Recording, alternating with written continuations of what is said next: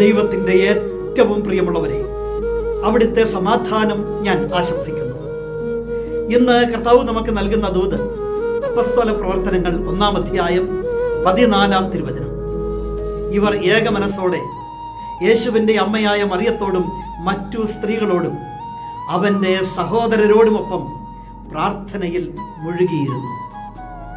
ഇന്ന് പരിശുദ്ധ ദൈവമാതാവിൻ്റെ വണക്കമാസം ആരംഭിക്കുകയാണ്. എല്ലാവർക്കും മെയ് മാസ വണക്കത്തിൻ്റെ പ്രാർത്ഥനാശംസകൾ.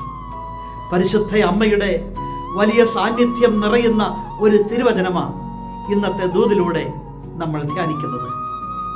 അന്ന് അപ്പസ്തോലന്മാർ ഒലിവ് മലയിൽ നിന്നും ജെറുസലേമിൽ എത്തി. പിന്നെ അവർ പരിശുദ്ധ അമ്മയ്ക്കൊപ്പമാണ്. തിരുവചനം പറഞ്ഞു തരുന്നു, അവർ ഏക മനസ്സോടെ യേശുവിൻ്റെ അമ്മയായ മറിയത്തോടും മറ്റുള്ളവരോടുമൊപ്പം പ്രാർത്ഥനയിൽ മുഴുകിയിരുന്നു. അവരുടെ മനസ്സ് അശാന്തമായിരുന്നു. അവരുടെ മനസ്സിൽ അപ്പോഴും ഒരുപാട് ചോദ്യങ്ങൾ ഉണ്ടായിരുന്നു, ആകുലതകളും ഉത്കണ്ഠകളും ഉണ്ടായിരുന്നു. കാരണം ആ സാധാരണക്കാരായ മനുഷ്യർക്ക് ഗ്രഹിക്കാനാവാത്തതാണ് അവരുടെ ജീവിതത്തിൽ സംഭവിക്കുന്നത്.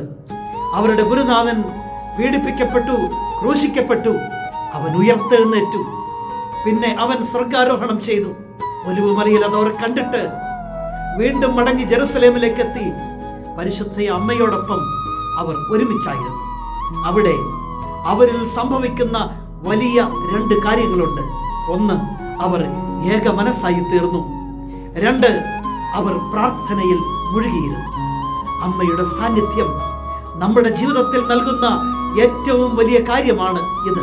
നമ്മുടെ ഭവനങ്ങളിൽ മാതാപിതാക്കളും മക്കളും സഹോദരങ്ങളും എല്ലാം നിറയുന്ന കുടുംബങ്ങളിൽ പരിശുദ്ധ മാതാവിൻ്റെ സാന്നിധ്യം നൽകുന്ന ഏറ്റവും വലിയ അനുഗ്രഹമാണിത്. പല ചിന്താഗതികളും പല അഭിപ്രായങ്ങളും സ്വഭാവങ്ങളും ഒക്കെ ഉണ്ടെങ്കിലും പരിശുദ്ധ അമ്മയുടെ സാന്നിധ്യം നമ്മെ ഒരു മനസ്സാക്കി മാറ്റും. അവിടെ വിട്ടുവീഴ്ചകളുണ്ടാകും, അവിടെ വിട്ടുകൊടുക്കലുകളുണ്ടാകും, അവിടെ സ്നേഹമുണ്ടാകും, സമാധാനമുണ്ടാകും, സന്തോഷമുണ്ടാകും, അവിടെ പ്രാർത്ഥനയാൽ നിറയും. എങ്കിൽ ഈ മെയ് മാസ വണക്കത്തിൽ പരിശുദ്ധ അമ്മയോട് ചേർന്ന് നമുക്ക് പ്രാർത്ഥിക്കാം. നമ്മുടെ ഭവനങ്ങളിൽ പ്രാർത്ഥനയുടെ നിറവുണ്ടാകട്ടെ. നമ്മുടെ ഹൃദയങ്ങളിൽ സ്നേഹത്തിൻ്റെ, സാഹോദര്യത്തിൻ്റെ ഒരു മനസ്സ് ഉണ്ടാകട്ടെ.